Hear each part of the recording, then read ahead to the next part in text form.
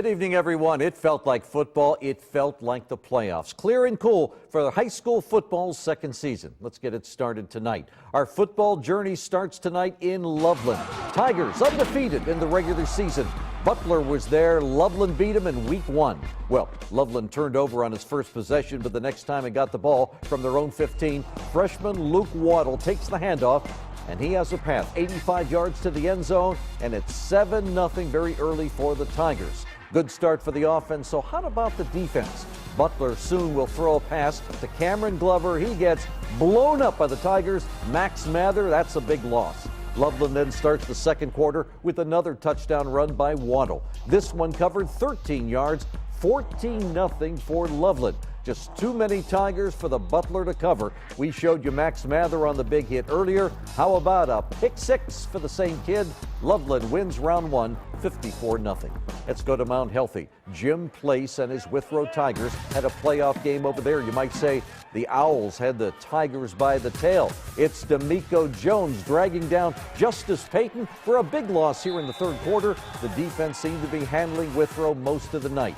Down by 20, though, the Tigers roared back. Malik Bland to Aaron Harris into the fourth quarter. This was just a touchdown game. Mount Healthy then proceeded to put it away. 4th and goal, David Montgomery to Elliott Tyree. And Mount Healthy advances to round 2.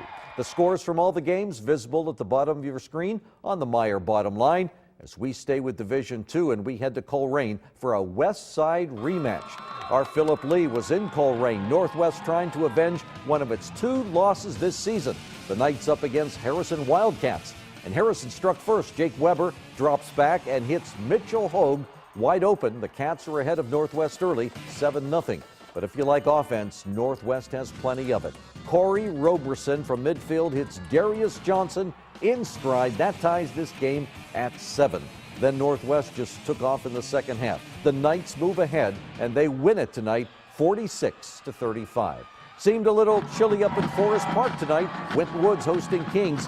Even colder for the Knights as it turned out. Neither offense did much in the first half, but it was the Warriors who managed to strike first. From 7 yards out, Christian Lumpkin breaks a couple of tackles and dives across the pylon. They said he was out at the 1.